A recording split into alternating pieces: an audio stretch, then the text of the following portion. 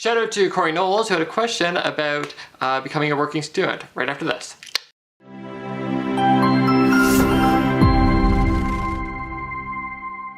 Hello fellow Christians, how you doing guys? I'm Nolan M Cruz and I'm here to make your life just a bit better. So here we go. So I got a comment from another YouTuber regarding my previous video about what it takes to become a working student and what you're expected to do, which I will link up there. So the comment is from a YouTuber, Corey Knowles, which thank you very much for all the support. Corey Knowles asked, what kind of advice do you have for people finding a good working student position?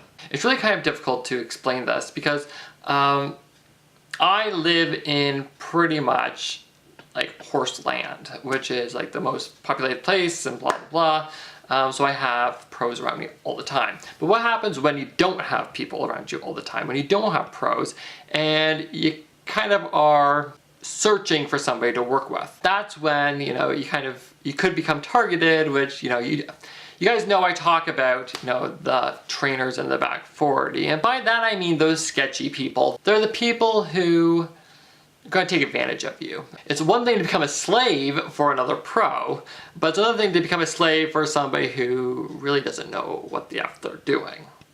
And when you get into spots where they aren't hot spots, where you don't have a lot of pros around you, and we all know dressage is even smaller than, you know, the hunters or the jumpers or the eventers, then you really start to have a small pool to actually go looking at. What Corey's asking is, how do you find a way to find a pro that isn't going to get you in a bad situation where you're going, this is not some good stuff. And please note, there are people like that out there. Let's not be silly. So what I would suggest is pretty much do your research. Researching is a big thing, especially when you're dealing with pros and people who believe they're pros.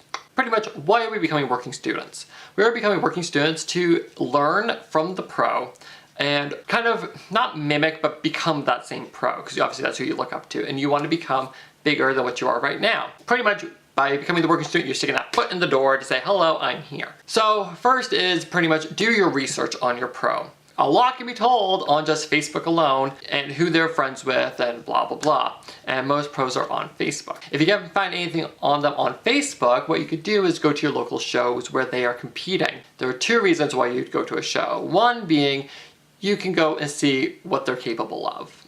Are they up to your standards? Are they, you know, is that who you want to work with? And also, you know, look in the, you know, in the show ring and the warm-up ring, do they know what they're doing? We can all classify ourselves as pros, but it's not all of us can be pros. But if you like what you see in the rings and you go, okay, I like to work with this person, go talk to them. I mean, everyone thinks, oh, pros, or even if they've gone to the Olympics, or they're at WAG, or wherever they are, or from Germany, whatever, they're still people. They really are just people. And, you know, most of the time, they do not mind standing around and, you know, entertaining you, really.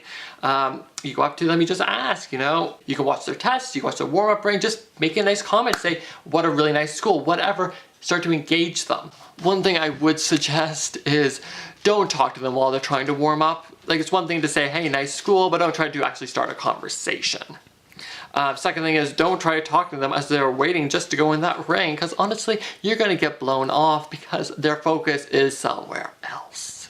You know what's even better is when you wait for them to put their horses away, whether they get passed off to a groom or whatever, that they are on their feet and they're kind of, you know, going up to check their mark, or they're going to grab their ribbon, whatever it is. Hey, catch them there, because they got nothing better to do at that point, per se.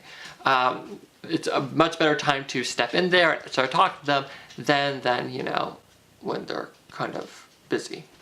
So that's what I would suggest, is pretty much do your research. If you want to go with a pro, find some information on them online, check their Facebook, a little creeper, but whatever. Word of mouth does a lot, as well as, you know, asking other people what they think. If you can find a friend of yours who's riding with a certain pro that you admire, you can probably get your way in that way too. Just be really careful about those sketchy ones, because, you know, they all say that they're pros, but you know how we roll. And so I'd just like to thank Corey Knowles. I hope this has helped you. If not, comment down below and we'll talk again. So as I say, I hope this has helped you guys. If you have any more questions, I don't mind doing videos like this to answer your questions. Just ask away in the comment section. That's why we're here to talk, right? If you haven't already, follow me on Instagram and Twitter. I do follow back horsey accounts.